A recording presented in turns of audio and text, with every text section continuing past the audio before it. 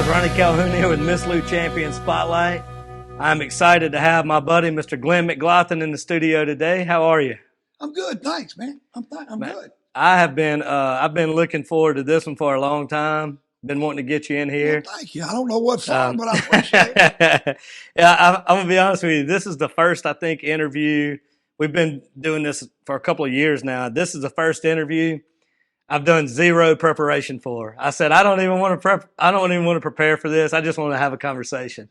Well, good. I like them that way. So and me and you always hit it off. Me and you always have great conversations. So I said let's just do that. Great. So let's dive in and let's start at the beginning. I kind of want to walk through chronologically. Okay. Let's go back to whenever you were a kid. Were you born and raised around in Faraday? Or? No, I was actually born in Germany in a town called Großkreuzenberg. Okay. Yeah, my daddy stayed after World War II was over. Okay. He was a combat engineer with Patton. So he decided to stay over and help rebuild Germany back because he had married my mother. And all three of my brothers and I were born in Germany. And so in 1950, though, he had broke his leg working on a bridge. A girder fell and hit him. And so he got out of the service and decided to come back home and went to barber school in New Orleans. So we lived in New Orleans for about a year and a half. And then in 1950, well, of course, we already come to Faraday, but 1951, we actually moved back to Faraday where his folks were, my grandmother and granddaddy. Wow. So you're already telling me something interesting that I didn't know. Yeah, a lot of people don't know that, but we spoke, my brothers and I, of course, Kurt was my half-brother. He was 7 when we came. Hugh John was 4 and I was 3. Okay. And so we all spoke German till, we got in school. About 10, we could still understand it till we're almost grown. But we quit speaking it because Mom and Dad wanted us to learn English. Yeah. So I wish I'd have never done it. I wish I'd have kept speaking. Yeah. Huh. That's interesting. So how long were you in New Orleans? We were there a year and a half. A year and a half. We got there and we landed in New York in 50. And then Daddy went on to barber school because all my family was barbers. My granddaddy, my uncle, 2 of my aunts were beauticians. That's what they called them back then. Mm-hmm. Now they're hairdressers. But back then they were just barbers and beauticians. And so they stayed in business in Faraday. I was the last barber, 60 years. How old were you when you came to America? 3. Wow, I had no idea. Yeah, I was a little baby. Yeah, my first English words were show enough. Yeah, we had a little lady named Ms. Lucille who was like my second mama. And she talked to us, and so that was my first actual word. Sure enough. In English. Yeah. So how old were you when you got to Faraday? I was about 4, a little better than 4. Okay. So you're pretty much a Faraday guy. Oh, yeah, I've lived in after Faraday. You got started. I consider Faraday my home. My mother did. Okay. My mother. Is your mother from Faraday? No, my mother was German. So your mother's German. Yeah, okay. she was the Povasinski from Germany. Okay. Her first husband got killed in the war, and my brother Kurt was born 3 months after his daddy died in Russia. And so my daddy met my mother, married her, and then had me and my brother. I and my brother Hugh John. And then I guess I was a little over 4 because we stayed in New Orleans some and stay up here. But we've actually moved. My daddy actually moved in 51, somewhere there. Then he got called up for the Korean War, and they didn't take him because, he had 3 kids and he had gotten hurt in Germany. Yeah. Wow. Yeah. All these years, I never knew this. Yeah, I used to have to do something I didn't like. My mother loved it. Well, I had the lederhosen, the German outfit with the shorts made out of leather and the deer bone and all that, and the little hat with the feather. They'd make us do that once a year for show and tell and geography and history. And when I got a little older, I said, I ain't doing that. Sorry. That's over. I'm not doing that. Oh, goodness. So you get to Faraday at 4 or 5, somewhere in that age. You went to Faraday schools your whole life? Oh, yeah, all my life. Faraday, elementary, junior high, and Faraday High School. What kind of student were you?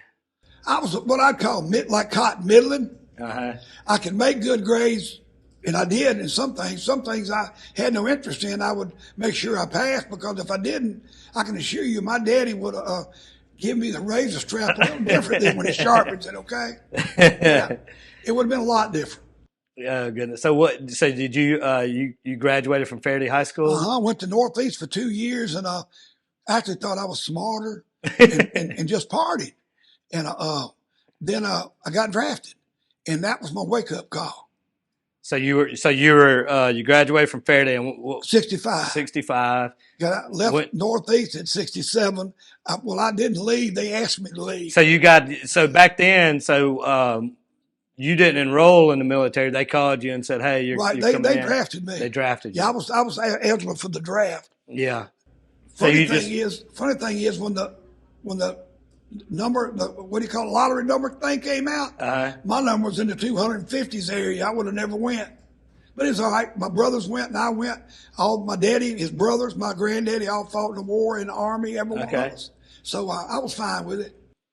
I want to talk more about that in a minute, but let's back up to your growing up in Faraday days. Tell me what it was like to grow up in Faraday in those days, and tell me about some of the people that you remember throughout school, whether it be teachers or friends or people just have an impact in your life. Well, actually, I love Faraday. Everybody's ever lived in Faraday loved it. Mm-hmm. It was one of your typical.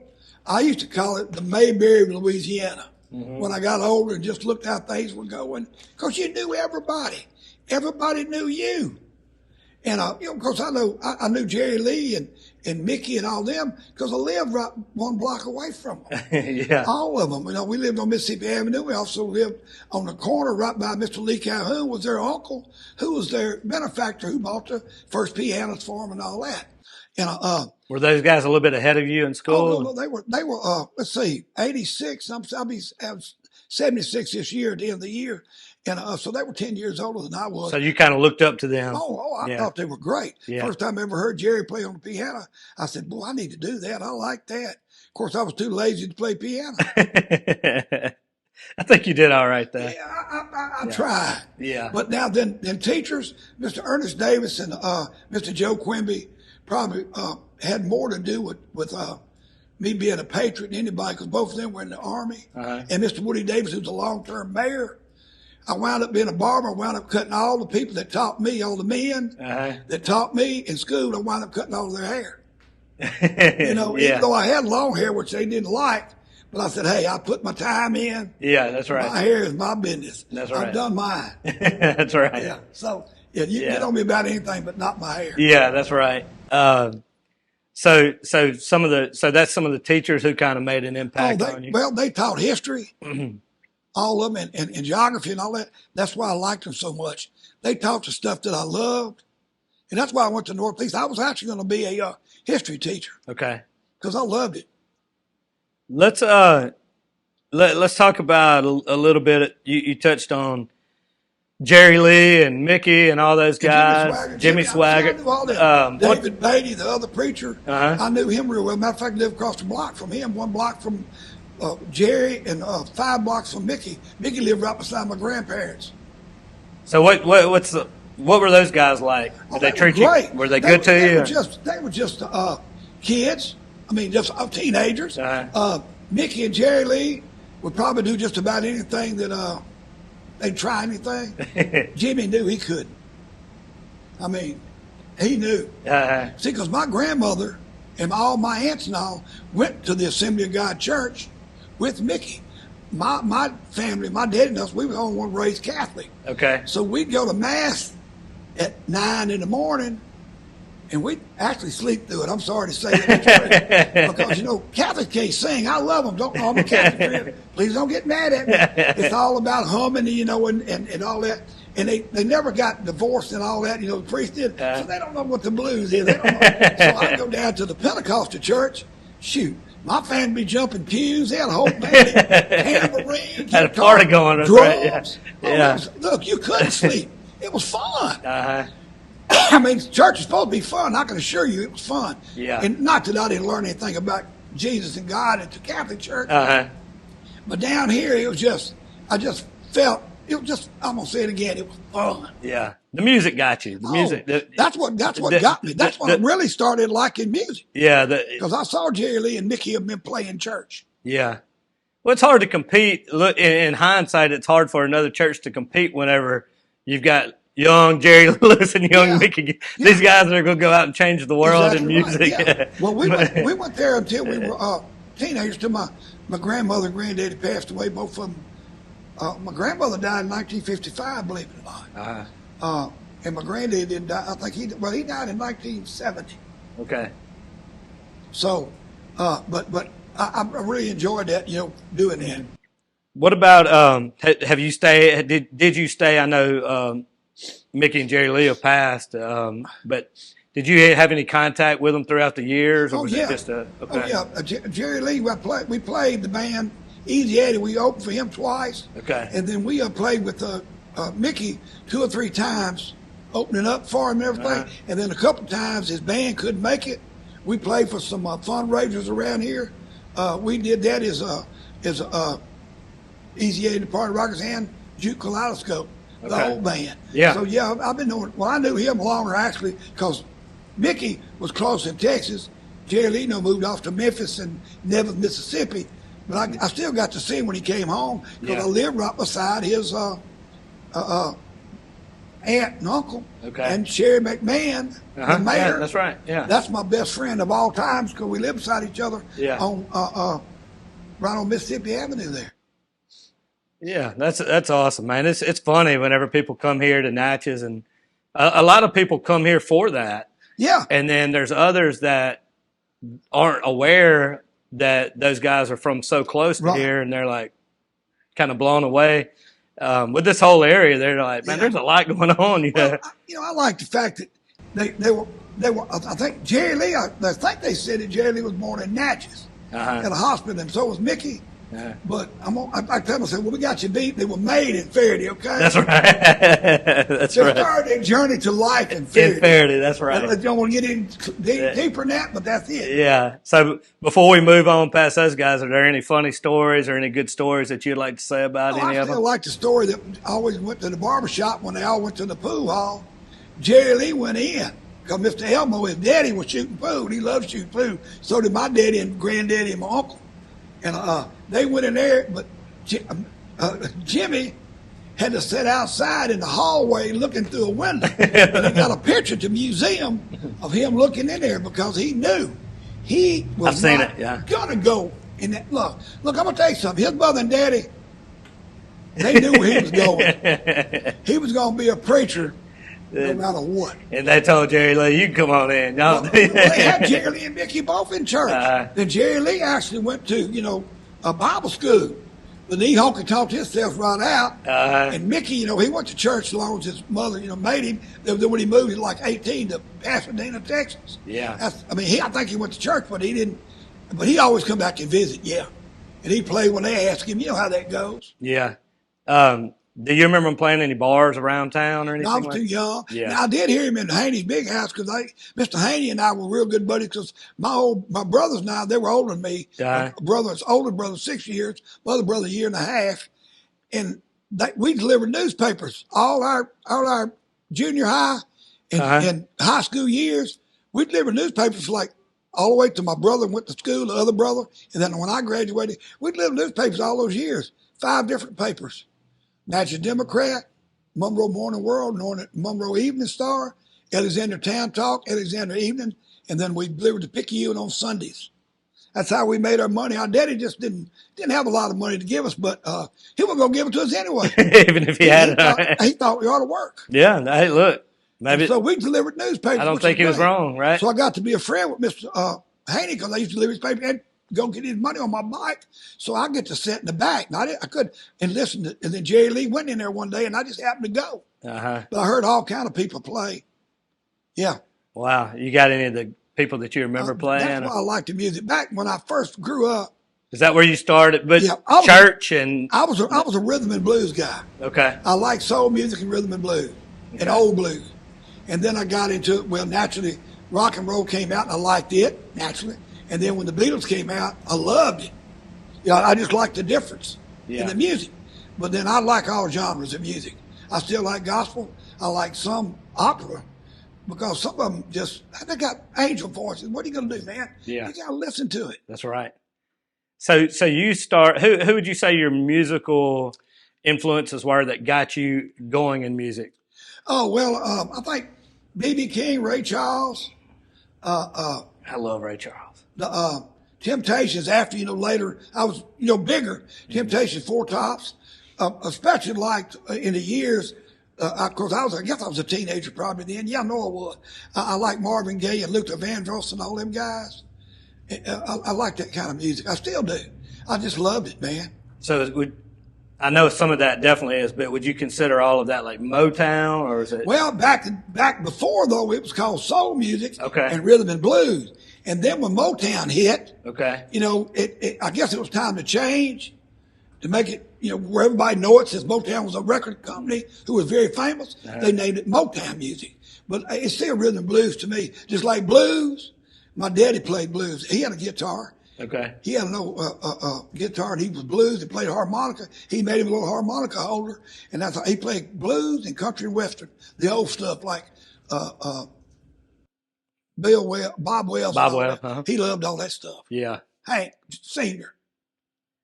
Man, so you've had music in your family. Oh yeah, I still have uncles and cousins and aunts that still preach, and all of them play piano and sing much better than I did. Yeah. I'm serious, man. They had great voice. Oh, great voices.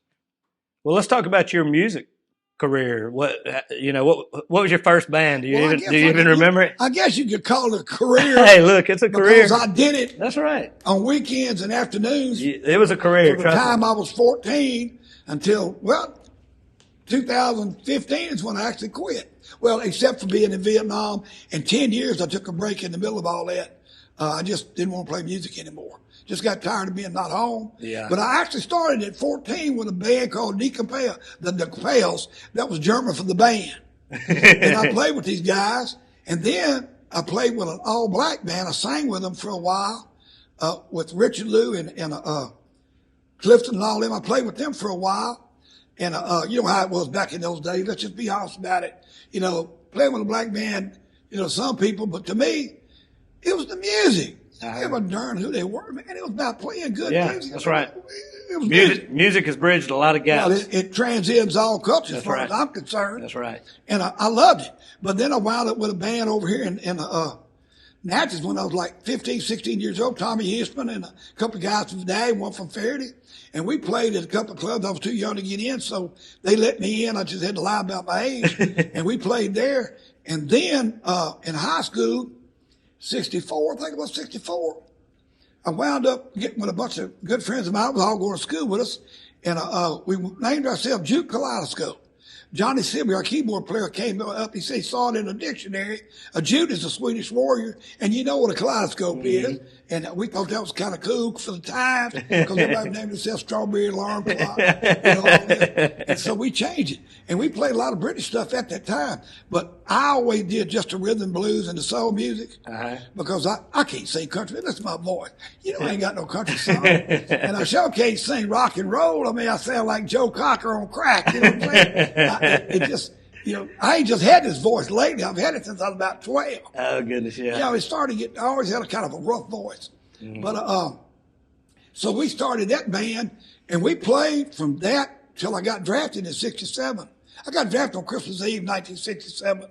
My daddy brought me a paper in there, an envelope.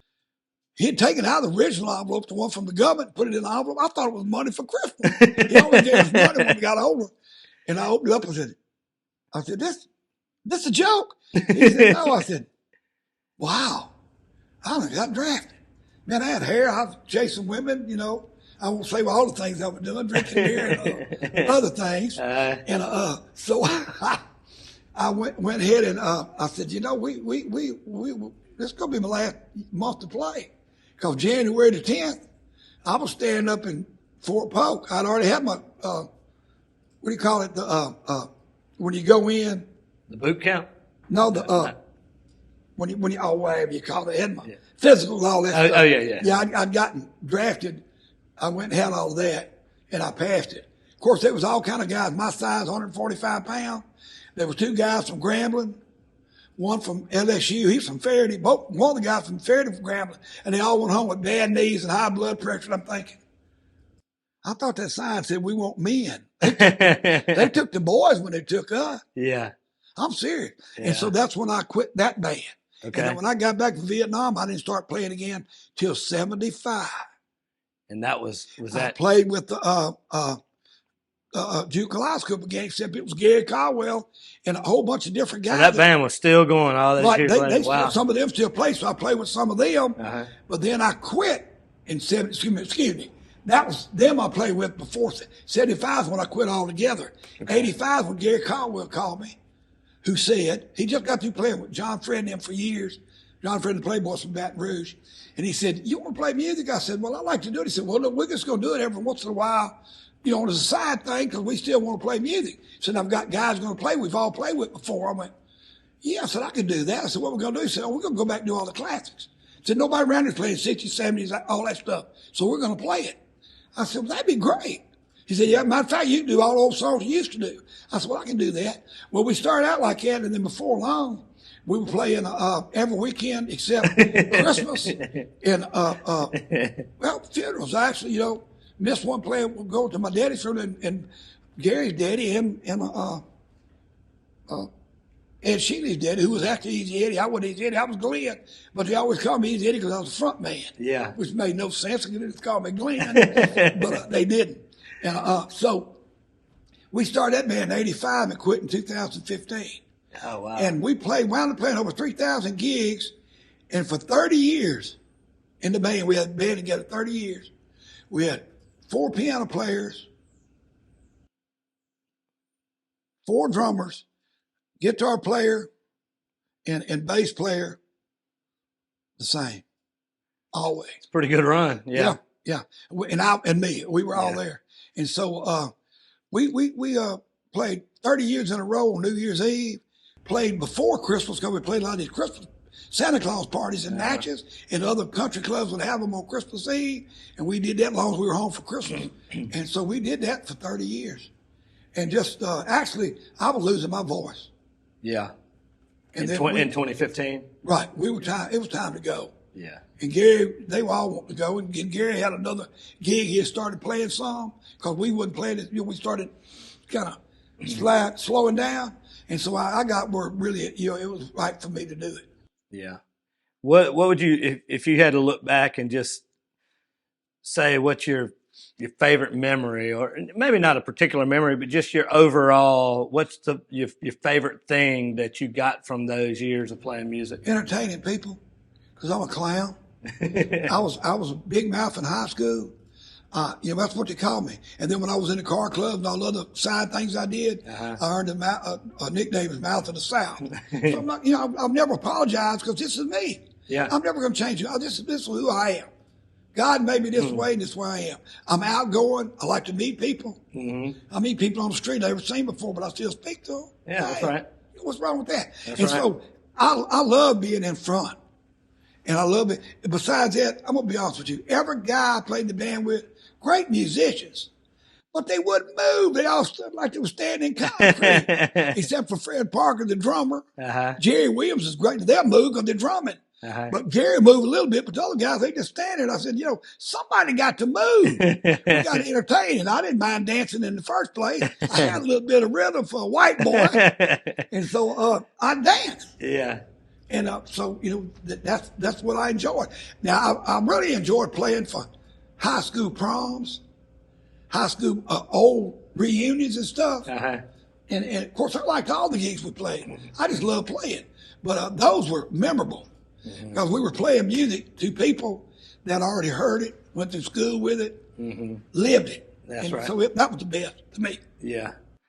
That's awesome, man. I know y'all had a great run. I mean, I've heard so many great things about those days from family members and just different people. Let's go back to let's step back to that day that you got that letter from Vietnam. Well, let's talk a little bit about your it was Vietnam you just tell me. My Army experience, I call it. Yeah, let's just go through that. You know, I got drafted, went to Fort Polk, or as we call it, Fort Puke. It was old 1941 buildings. Because, see, they still had the World War II buildings up. So it wasn't the best accommodation you'd ever seen. But we went. Well, I went to basic training there. Well, I'd had, believe it or not, ROTC at college. Even though they wrote me up for so many demerits because I was growing my hair out, I wouldn't cut it. I said, look, I might get drafted, I might not. I said, but if I do, I'll get a haircut then. I said, what y'all want? I'm in college. Yeah. I'm not a soldier. Yeah. He said, well, but I knew how to hunt. I knew how to walk trails, learning from my uncle and my daddy. I knew how to put a gun together and back. And so they made me a platoon guy. The guy would give me 3 little stripes to wear on my arm, which meant nothing to the guys. They all thought I was an idiot. But my sergeants and all, I was responsible for the barracks. Mm-hmm. And that wasn't good because some of them boys cut up pretty bad. But we finally got weak. They'd listen to me. And so I did that. And my main thing was, as platoon guy, is I had to get up in the morning because I did have that big mouth. And I did cadence for them. When we ran the 4 or 5 miles in the morning mile, I'm the one who did the cadence. And I had a southern voice, so everybody liked it except the guys from Rhode Island and California. They said they couldn't understand nothing I said. I said, well, that's unusual. I said, that sounds good to me. Of course, he said, park the car. You know, and he'd go use guys from New York, and I'm saying, surely y'all could understand me. Good gracious. But then, you know, as luck would have it, I did so well in basic training. That's not bragging. It's, you know, I just tried to do good because my daddy, they expected it. It was important to you. It was very important to me, especially being a patriot. I was a patriot. I wanted to be, still am, always will be. But then look what have it, everybody got their call of duty. My MOS was infantry. Well, I wound up going to advanced infantry training at Fort Polk at Tigerland, the one they did the movie about. Okay. And yes, it was, believe it or not, Leesville, Louisiana, in that area, had as much to do with Vietnam as far as weather, terrain, all that was close. High humidity, rain, hot, and that's what we trained. And so I wound in Leesville. Yeah, I wound up getting a PFC, but when I left basic, I was one of the guys who got a PFC stripe. I know I got a picture of 5 of us, 5 young African American guys and me. They were my good friends. They were all from the South. And we all got our PFC. So when I went over there, they wanted me to still help them with cadence. And so I did that while I was going to basic training. And they let me do that. And that's when I got another set of stripes. So they give me the stripes so I could, you know, help run that. So I did that. And of course, I wasn't special. Now, I did everything everybody else had to do, you know.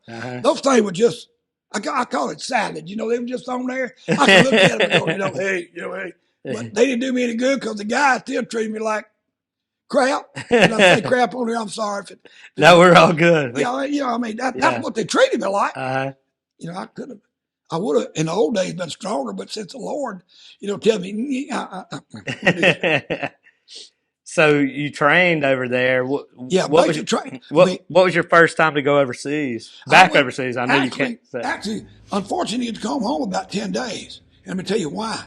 1968 was the most soldiers ever sent in 69 sent to Vietnam. It was also the most casualties that were there in 68, 69, because that was Tet Offensive. That's when we actually fought more Viet Cong, North Vietnamese than we did Viet Cong. And so I wound up being a sergeant when I left there. But that's what I did. And I walked point, which you know what a point man is. He's the guy out in front. I had to walk the trail, mark the trail, look for signs. And so if I saw a sign, we'd get off the trail because we didn't know if it was booby traps or not, which they did that a lot. Bombs, you know, they made from our stuff and punji sticks. Or I'd walk rear, which I had to walk in the rear, and that's when you learn how to walk backwards. Now, a lot of people would walk and turn, not me. I learned how to walk backwards as good as I did frontwards. Yeah. Because Glen wanted to be able to see. You know what I'm saying? You know, if you ever ask me if I'm scared, you betcha. Anybody says they ain't, did not go to Vietnam. Yeah. I can't even imagine it. Just reading about it and seeing pictures and it's a tough generation. You guys were. Well, it wasn't as tough as World War II, though. Yeah, they were the great generation. The greatest generation, that's right. And I don't think I could have went through that one. I really don't. Now, this one's tough enough because you didn't know who the enemy was. At least my daddy used to say, well, I knew who the Germans were. I knew who the Russians, whoever they were fighting. So I knew who they were. Tangley, he made all those, North Africa, all of them. Said I knew who they were, but over there, Look, we was in their backyard. Yeah. Of course, like I said, it was familiar with Fort Polk, but it wasn't Fort Polk. It was still their country, and they knew what to do. Mm-hmm. So they had an advantage. But, but we were the search and destroy, so we helicopter rode everywhere we went. We stay out 28, 30 days, come back for 3 or 4 days, and then we had to pull a guard on a gun battery. So we didn't actually go back to the rear like everybody thinks you go back to the rear. We went to another job, but we rested, got some food. But other time we were out in the boondock, we ate K rations from World War II, C rations. What is that? Those are canned food. The little meals? Yeah, but no, the little meals are MREs. They came up later. I done lived Vietnam before they ever had MRE. So these were in a can? The old food was in a can. You had a can. You ever seen a can opener got about that big little can? You had to open it with that can. Yeah. And they had delicious things like pork cooked in water, chili con carne. Can you imagine chili con carne at 40 years old? Now, you better think, well, not quite 40, but you better think about it. No, it was not pleasant. But they give you cigarettes, and they give you a cookie. Well, I traded cigarettes. I never smoke. I give cigarettes to my friends, and they give me the cookie. Some of them want cigarettes so bad. So it worked out fine for me. Oh, man. And you couldn't cook it at night because you couldn't have a fire. Oh, but they gave us little burning things, so we had to eat it cold. Now, you talk about good. Woo! Man. I can only if I imagine. just had a good wine after that, I'd probably been satisfied. Yeah, okay. Oh, goodness. What would you say? I'll stick with the same thing that I asked you earlier with your military days. What would you say that your overall experience was, and what is your overall memories and things that you took away from that? I'll give you the memories, not in order, but memories. Okay. One of my memories and greatest memories is that I didn't live with some of these guys but a year. But I grew as close to them. Excuse me. Sorry. Yeah, you said I wasn't going to do that. Yeah. I got as close to them as I did my family. Friends I knew all my life. Yeah. It's not strange. It's the situation you're in. You're depending on them to help you stay alive. Yeah. And they're depending on you to help them stay alive. You have no idea about that connection. That's a connection you'll never forget. Yeah. Then I had guys that I were hooching with. That's what we call it. 3 of us would get together.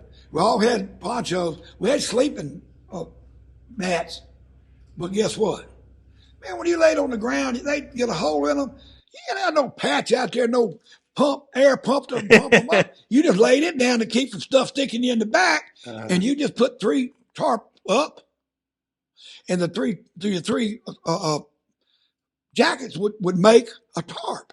And that's what we slept on. Then in monsoon, it would rain up under you, so you stayed wet. For 4.5 months, we stayed wet day and night. So you'd have to, take your underwear off during the day, put them on your backpack, your socks, put them in your backpack.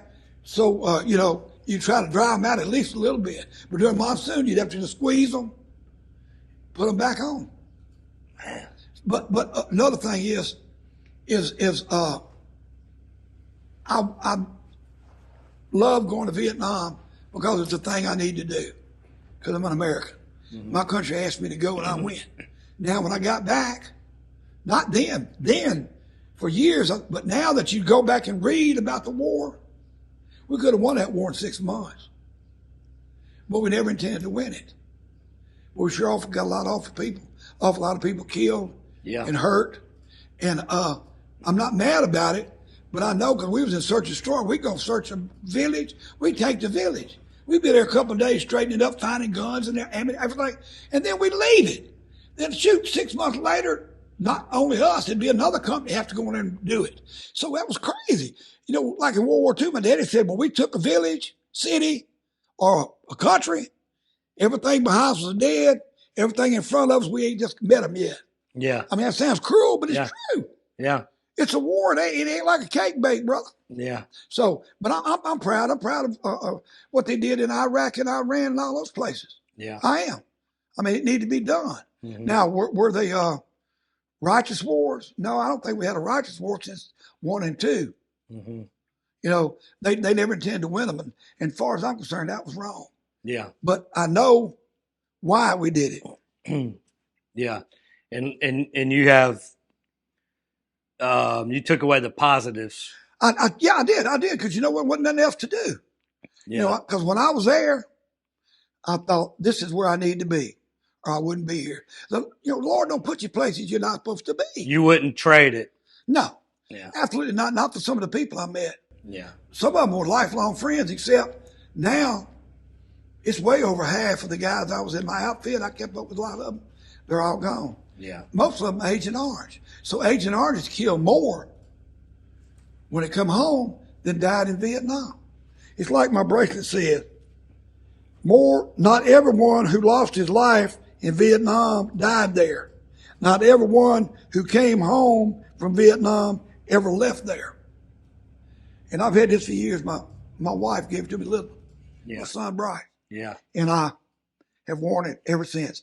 And I will be buried in it. Yeah. Well, excuse me. I'll be cremated in it. Yeah. I'll give it. I hope they take it off for it. Yeah. I didn't think about that. Lord, don't take it off. We're solving problems here. So, Yeah. hopefully that's going to be a long time. We don't have to worry about that. I right hope now. so. Yeah, we'll worry about that in 100 more years. We'll be Exactly all right. right. So let's kind of shift gears to whenever you came back and you're settled in Faraday. Right. You were the barber first, right? I was a barber and still playing music. So let's talk about the mayor and the barber and all that. What order did all those things? Well, How did all that happen? I was a barber from 1971, halfway 71, towards 72. After I went to work in my daddy's barbershop in 72. Okay. Well, I got to cut so many people's hair, even though I still had long hair. They would let me cut it because I wasn't a bad barber. Well, I wasn't as good as my daddy and them. Let's put this way. I was a mediocre barber, but I was a good storyteller like my daddy and my granddad. Yeah, well, we call them stories, but they was lies. Come on. I lied to them kids. They thought I was great. All the high school kids, I cut all their hair. What do they say? They say, never let the truth get in the way of a good story. Exactly right. You got to, man. Especially for Faraday, because, son, there was some stories told in Faraday, Louisiana. Back in those days, Faraday was something. It was a town by itself, son, for a lot of things. But so I barbered. Well, in 1987, Buddy Romer stopped by with Sam Hanna, who owned the newspaper, one of my best friends of all time, one of my best supporters and a good man. Brought Mr. Romer by. He was running for governor. Well, I was sitting there cutting hair with Bob Jones' hair. Matter of fact, he wound up being alderman later, so I was cutting his hair. And I guess I was being cute a little bit because Edwin Edwards and all them, shit, come on now, you know, they run. And I said, well, Mr. Sam, if he wins the governor's race, I'm going to run for mayor because I'd already thought I'm going to run for mayor. Well, heck, the guy won. So I said, Lord, so Mr. Hanna comes, what are you going to do? I said, well, I'm going to run for mayor. I told the man, so I even told the governor I'm running for mayor. He said, great. Well, I had no idea I'd win. I had 3 opponents and I beat them in the first round. One of them, a Baptist preacher, I went, oh, Lord. I said, if they knew my background here, they got this reprobate, you know, let the preacher go to the house. Something ain't right about this. But I tried my best. I love Faraday. I love Faraday today. Yeah. I get upset when people talk about it because they act like it's the only town's got trouble. Well, unfortunately, it ain't. Now, would I like the trouble to go away? Yeah. What will it take? Everybody working together. Yeah. Forget all this other junk, man. That's junk. When you die and leave here, that stuff's gonna stay. Yeah. That ain't gonna be no more. You ain't gonna be in that no more. Yeah. It needs to end now. Because these towns are beautiful. Faraday was beautiful. Natchez. All this area. I love it. I would never leave. You know, when I was a kid, I'd say, boy, as soon as I graduate from high school, I'm leaving here. Nah. Yeah. You couldn't run me away from here with a dirty mop, son. Yeah. I'm staying. I love it. So I ran. Well, I ran in 88, and I ran again in 96 and won. I said, Lord, have mercy. So then in So how long were the terms back then? 4 years. So in 2000, I lost. Okay. Well, I was Miss Montgomery, fine lady though. She did a better job of campaigning than I did. Well, I wasn't mad. All I did was pick up my little tools, and I went back to the barbershop. Well, 2004, I ran against her, and I beat her. Well, in 2008, Gene Allen came along and beat me. Well, then in 2012, I said, wait a minute. I got to beat Gene before I leave. I mean, I like Gene as a person, but politics, we're as far as east and west boundaries, okay? So I said, I got to run. Well, I beat him. And so in 2016, I said, I've had enough of this. Because in between, I worked for Hiram at Vidalia 4 years. Well, in 12 to 16, I worked for him because he needed somebody to go to some of these meetings in Baton Rouge he couldn't make. And some of them that dealt with all kind of grants and all that. Even though he had a grant writer, I still went to some of the meetings to bring the information back. I went to several of Kasatchi Delta, all the police chief and all their meetings, the sheriffs. I would go as a representative for Vidalia. So I did all that. Of course, people didn't, I guess they didn't know it, and I guess they thought I was sitting there, I was hiring a friend to give me a job. No, I did have a little bit of intelligence about what it took to run a town, because I ran a town for 16 years with no money. I would love to have ran Vidalia with all that money. Now I just went, at that time had money. You know, I don't know what happened, but you know what? But I ran a town because I loved it. I still love it. I'm gonna say that 1,000 times today. I love Faraday. If you was raised there, you would too. Yeah. It's simple. What's your favorite? Not memory, but what's your biggest takeaway from being in that leadership position over Faraday? When you kind of in hindsight, when you look back, Sergeant Clark and Sergeant Cameron. Sergeant Clark was in Vietnam. He was in Vietnam 3 times. He was my sergeant. Sergeant Clark was the guy at AIT, which is Advanced Infantry Training at Fort Polk. They both told me, said, Glenn, you try to be a character. You're always glad you carry on. He said, but you know, you got leadership ability. I said, well, I got that from my father. Because he was a sergeant major. That's what he got out as. I said, and Sergeant Clark taught me about Vietnam. He said, son, if you're around me very long, I said, you'll make E5 with the sergeant. I said, you think? He said, yeah, son. He said, you got the right attitude. He said, and he said, I know you love to joke and all that. I said, yeah. He said, but you're pretty serious when we get shot at. I said, yeah. I said, still am. I said, matter of fact, I don't even talk when I did. I guess that's probably the only time I didn't talk in my life. When you get shot at. I was so quiet. They call me Snake because I come through there like this. I was on my belly. I didn't even wear my doggone helmet sometimes. I wore booty caps so I could run faster. You know, I mean, let's be honest. Yeah. You know, I didn't want to get shot. Yeah. I don't blame you. But I lost a lot of friends over there. Yeah. Unfortunately, too many of them died. So you think that's where you gained the leadership to be able to run the town? Yeah, I think it has something to do with it. And then when I first got elected mayor, I said, you know, I need to know. Well, I had to be the judge too. And Faraday, the mayor, does everything except DWI. District attorney does that. So I went to leadership school at LSU. And then I went to the mayor's school. They had a school for mayors on judging. So I went through all that, got my books, and I read up on it. So, you know, when I did court, I was the judge. I could fine them. I could ask money from them. Some of them I did ask money for because they stole stuff, other things. But a lot of people that got caught littering and all that kind of stuff, because I believed in that. Well, I just made them do some work on the side of the roads with the crew, because they didn't have any money. They were poor people. I mean, I wasn't going to hurt anybody. But I was going to make sure everybody learned. You cannot expect other people to respect your town if you don't. That's right. It's a simple fact. Or your city, or your metropolis, or your state. Or yourself. Or yourself, that's right. So I went to every time they'd have a school, I'd go. I wanted to know. And so I didn't learn how to write grants, but I knew what to ask. I knew when to ask. I knew what to ask for. And we got a lot of them. Not me. I got a lot of help from Brian Hammett and the board. Even though me and the board didn't get along a lot, sometimes we didn't get along at all, they recalled me. Not the board, but people at Ferry recalled me 4 times. I said, well, you get rid of me. He said, how? Vote me out the next time. Yeah. It's just simple. All that recall stuff it just takes away what we're doing. What we're doing is important. This is just feelings or jealousy or whatever word you want to use for it. I said, but I got the job now. I'm going to do the job. That's what they put me here for. So some of y'all not going to like the job, but I got the job. I'm going to do it. Yeah. And I did make some enemies, but guess what? Made loads of friends. You feel People good. didn't You even feel know. good about all your service. I feel great about it. Now that I come back, I used to say, seriously, when I was younger, boy, I'm lucky. Wow, man, you're mayor. I'm lucky. Vietnam, I was lucky to get out. No, son, I was blessed. Yeah.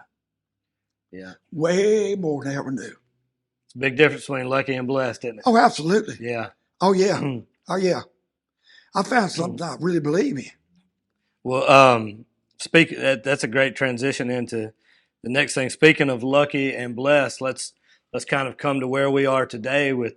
Tell me a little bit about your family and where Glen McGlothin is today. Well, right now, I'm doing well.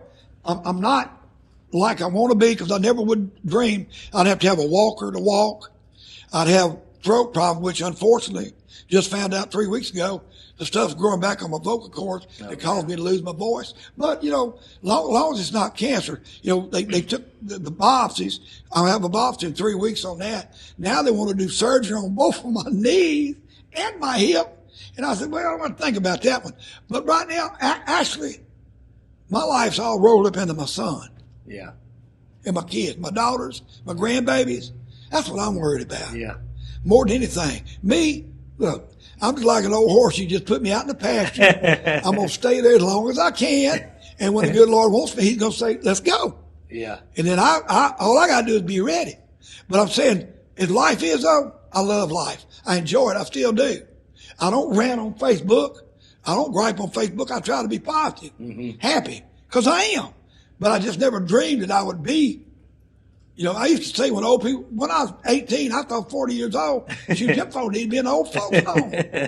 Well, I didn't know I was going to get here. And now I'm saying, I want to be real old. You know what I'm talking about? I want to be what said, boy, Glen was ancient, wasn't he? But I know that's not going to be possible. But other than that, my son, he's taken up the gauntlet of music, which my family has done for years. I've had all kind of family play music, but all of them in gospel. I mean, they've all played in big churches and everything. They were that good. I mean, my family on my daddy's side and my mama's side, the German side, my grandfather was the mayor of Ludwigshafen. He was a mayor, and he was what they call master of ceremonies in Germany. All these parties and stuff they had, all these big the week they do all the beer and all that. He was the Toastmaster. And he was a comedian. Oktoberfest, is that right? Yeah, Oktoberfest. My mama said he was just funny as the devil. So I got that from him, and the singing ability, which little bit I had. Now let's be honest about it. I ain't got a great voice. But you did well. But I enjoyed it, and I tried to project it to people that I was having fun, and I was. Just sing. If you love to sing, sing. That's right. Sing it out. But I hope Bryce does well. Now, whether he'll make it big time, I don't know, but he got accepted in LSU. He wants to go to business school, then he wants to go to law school. Because I told him, son, don't put all your eggs in one basket. You can still play music. Look at me. You can still play music. You may not be the star, but you can still enjoy what you love. And then you can make a living, son. Yeah, I talked to Bryce and Tyler about this a long time ago, and I know you did. That's why I like you so much. Well, I told them, I said I was trying to think of some kind of something to give them that, just something that I could share with them. And one of the things that I remember telling them is that what you just said made it. Whenever I was writing music, people were like, you think y'all will make it and this and that. And then I realized one day, I'm like, what does that even mean? Yeah, I've already made it. Yeah. I'm happy. I'm doing something that I love to do with some of my best friends in the world. And some people enjoy it. Maybe not everybody, but some people enjoy it. I'm like, I've already made it. Yeah. Like, why am I chasing this make it? See, it's like all of us start out. Who of us didn't have a stardust in their eyes? Yeah. We all did. But guess what? When reality sets in, you take what you got and you make the best of it and you do the best you can. Yeah. Now, as far as Mike goes, you've always given great advice. Other musicians, Charlie Hull, all of them, they give him great. Would he listen to me? Come on. I'm his daddy. He thinks I'm one of his partners. I'm a joke. Now, he listens to his boy-in-law. He listens to his mother. He listens to his mama. But me, he just thinks something, hey, daddy, you did all of this. That's what I'm trying to tell him, my son. Don't put your eggs in one basket. Yeah. Do what you love, but please get an education. Because see, I would have taught school probably. That would have been my vocation. Well, I loved it. You betcha. because I still love history and all that, the geography. Some of the things they're not teaching anymore. Let me not get on that because I'll be hollering about woke people. I'll be hollering about woke people anymore, and you'll be getting bad letters and bad stuff. But you know, just the made it thing is, you know, whenever I go see Bryce play, and I see you guys there to enjoy it. Oh. I think back with my parents coming to our video release or whatever, Yeah. and I still got this picture where we're at a table at Walk-Ons in Baton Rouge, and I'm standing up. I've got my arm around my mom, and my dad sitting there with a big grin on his face. And that picture means more to me than almost anything. It's like me going to see Bryce. So that's making it right there. To me right now, that's my life. Yeah. And my girls and my grandchildren, if they had anything better, God must left that in heaven for itself, because it can't be nothing better than that, could it? That's right. Could it be? I mean, it can't be. How many grandchildren do you have? I've got 4 grandchildren, 2 step grandchildren. Okay. And 3 daughters and Bryce. All my kids are way older than Bryce. Uh-huh. Bryce was I was actually going to buy a Harley Davidson when Libby called me. I was in Alexandria and buy a Harley Davidson when Libby called me. And after I was sitting down, I said, I'm standing up. I thought he was going to look at bikes. I want to buy me a little Sportster. She said, well, you better sit down. I said, why? She said, Glenn, I'm pregnant. I went, oh. I said, well, I guess I won't be leaving here with a Harley. Then I asked her, could I name him Harley? She said, I ain't going to say what she said. No. Emphatically, no. So, but we did name him with a B because, you know, all my daddy and my aunt, oldest ones, Barbara, Boyce, Buford, Billy, Joyce, Bobby. No, not Bob. I'm sorry, that's when it ended. And then I named him Bryce. So you got to put a B in there somewhere. Yeah. Because the first 5 kids in that family are all B. Well, they're all good kids, and I don't know if I know the grandkids, but I know some of the kids. Yeah, well, my oldest daughter's the one that lives here. She lives today now, but she lived in Clayton for years. Yeah. And went to school in Monterey. Uh-huh. Yeah. Yeah. Well, is there anything else you want to hit on while we're here? Is there anything else? No, I just thank you for doing this. I don't know how important this would be to other folks, but I just want everybody to know that I still think about them. Even though I don't leave very much from out at Wiseville. I call that God's country. Of course, I call this whole area God's country. Mm-hmm. I mean, Lord, I'm like my granddaddy. Asked my granddaddy, have you ever went anywhere? He said, well, I went to Sentinel Island one time. Said I came back and said, boy, the world's too big in all directions. I'm just going to stay in Faraday. So I guess I'll just stay in Faraday. Yeah. Well, Wiseville, that's Faraday to me because half the kids in Wiseville went to school in Faraday. Uh-huh. Well, I think that a lot more people are going to enjoy this than you're giving yourself credit for. There's a lot of people that I'm telling you, this is one that I've been wanting to do for a long time. Well, I thank you. And it means a lot for me to be able to sit down with you and do it, because I've always looked up to you and admired your positivity and admired you from a music standpoint, and just as a patriot and a man in general. And, well, I feel the same way about you because, you know, you're one of those young people that kept bringing it on. Then all these other young people that bring it on. Mm-hmm. There for a while it was a law, man. Because I can show you 40 bands right now. Every one of us was gray-haired old men playing music. I was going, where's the young people? I mean, it wasn't around here. Now, other places it probably was, but not here. Uh-huh. But I loved it. And I loved the song y'all did, Louisiana. Oh, my God. I mean, you know, I love it. Like Bishop Gunn. Mm-hmm. Boy, I had high hopes. You know, I love those guys. Yeah. I said, these guys are going to make it. Yeah. And I'm going to tell everybody I knew it. Mm-hmm. I knew them first because they played with us one time at a wedding. We let them play 4 or 5 songs. I said, Gary, these boys are going to be good. Yeah. I like them.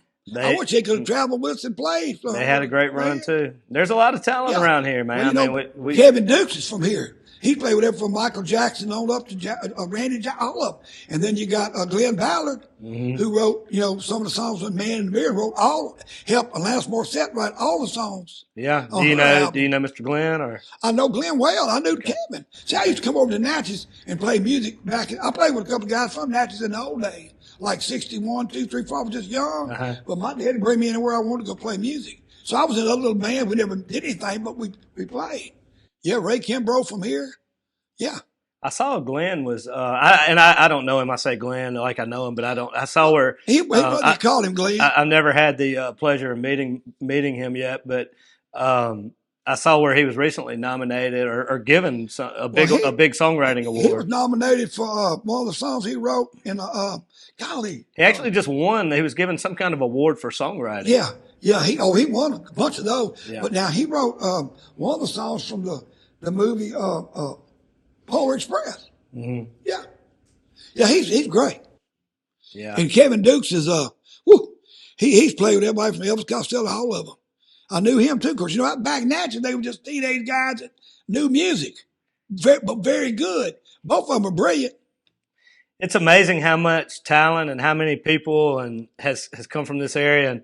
And lastly, and then I'll let you out of here because I know you're busy.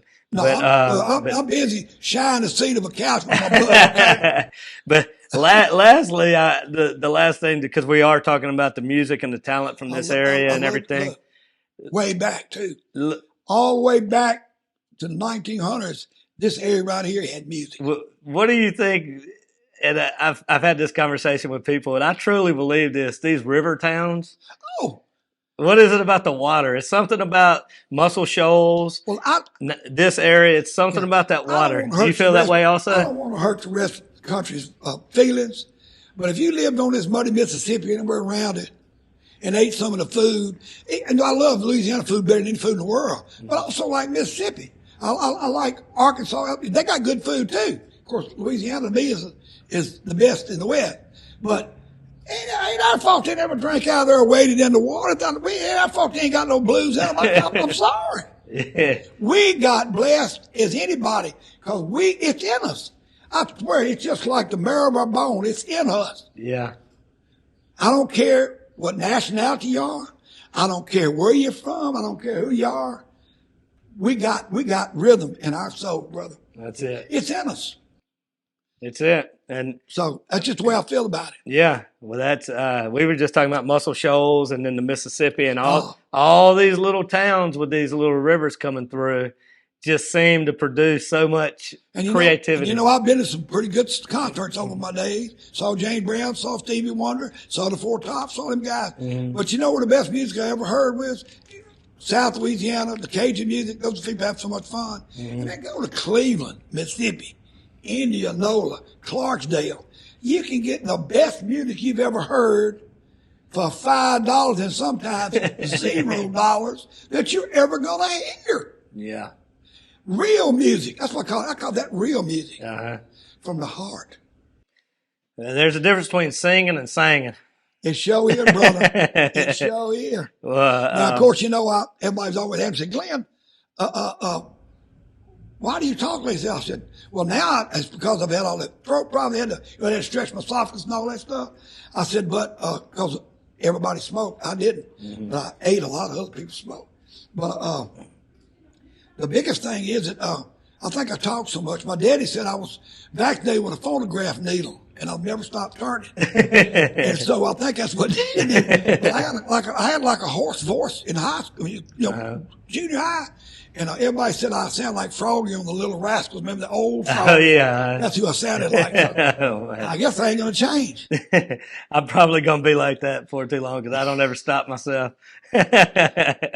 So, well, man, I sure do appreciate you coming out. Look, I thank you for even having the interest. Yeah, no, we could do this for hours, but I think that I hate to say that, but I can too. Well, look, I appreciate everybody watching this, and I usually say at the end, I hope you guys enjoyed this as much as I have. But in this case, I'm going to say I know if you've stuck to this, I know you've enjoyed it as much as I have. So thank you for watching as always. Thank you to all of our awesome partners who make these interviews possible. Just God bless everybody out there. And as always, have a champion day.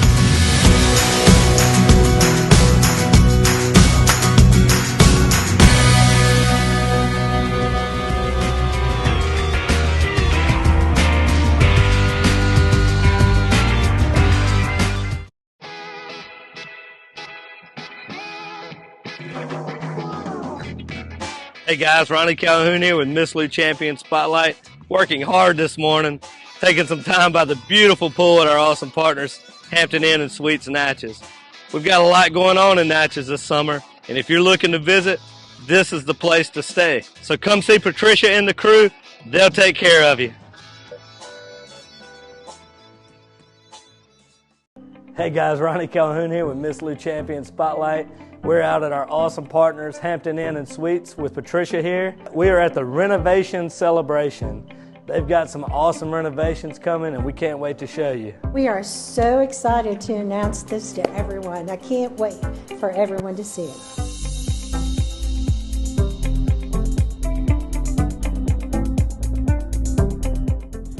Natchez has always been a special place for me. Patricia has been, and her team have been probably one of the best hotel operations teams that we've run across. So in economic development, we always say at events like this is when the real work begins. We're going to signify the start of this renovation with smashing sheetrock.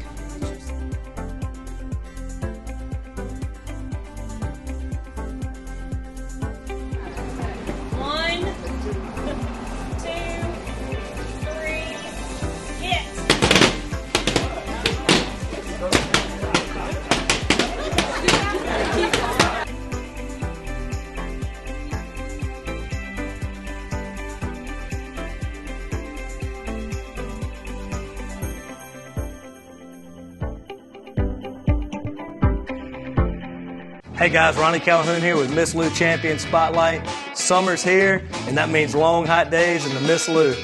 Our friends at Natchez Heating and Cooling are here for you. They make sure you never have to worry about your home's health or efficiency. When you need them, they show up. It's as simple as that.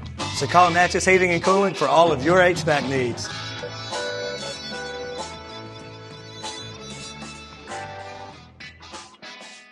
Hey guys, Ronnie Calhoun here with Miss Lou Champion Spotlight. It's starting to heat up outside. You know what that means, grilling season.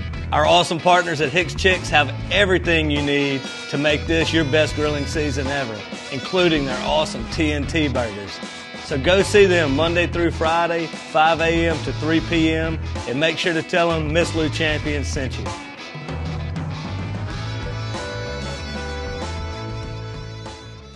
Hey Tiger fans, when you're traveling through Natchez, Mississippi, make sure to visit Tom and Wright Granning at Go-Mart and On The Go Deli, where you can fill up your tank and your belly.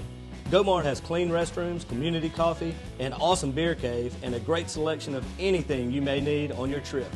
Located at 4 Sergeant Prentice Drive as you're entering Natchez on the left. Also stop by Wardo's Po' Boys at 309 North Broadway on the beautiful Natchez Bluff, where the Po' Boys are so good you'll swear you're in Cajun country. Welcome to your new hospital, Trinity Medical. Located in Faraday, Trinity Medical is the only acute care facility in the Tri-Parish area. Here you will find an active pursuit of holistic health, a strong, honest group of clinicians, and a consciousness of others that transcends the 80,000 square feet committed to you and your loved ones. Trinity Medical. People you know, caring for people you love. Hey guys, Ronnie Calhoun here with Miss Lou Champion Spotlight. We want to tell you about our awesome partner, Dr. Greg and Greg Veterinary Hospital. Greg Veterinary Hospital has been providing comprehensive, reliable, cutting-edge veterinary services to pets in the Miss Lou since 2002. They welcome pets of all shapes and sizes who are in need of emergency treatment or who require routine medical, surgical, and dental care. Dr. Greg and his team offer a long list of services, including in-house laboratory diagnostics, digital x-ray, soft tissue, orthopedic surgery, dental care, extractions, laser surgery, laser therapy, preventative health, and wellness plans. And if you need grooming and boarding services, they do that too. So call Greg Veterinary Hospital today. If you like what we're doing here at Miss Lou Champion Spotlight, make sure to like, follow, share on Facebook and Instagram, and visit our website, MissLouChampions.com. It costs you nothing, and it helps us to continue to shine the spotlight on awesome people right here in our community.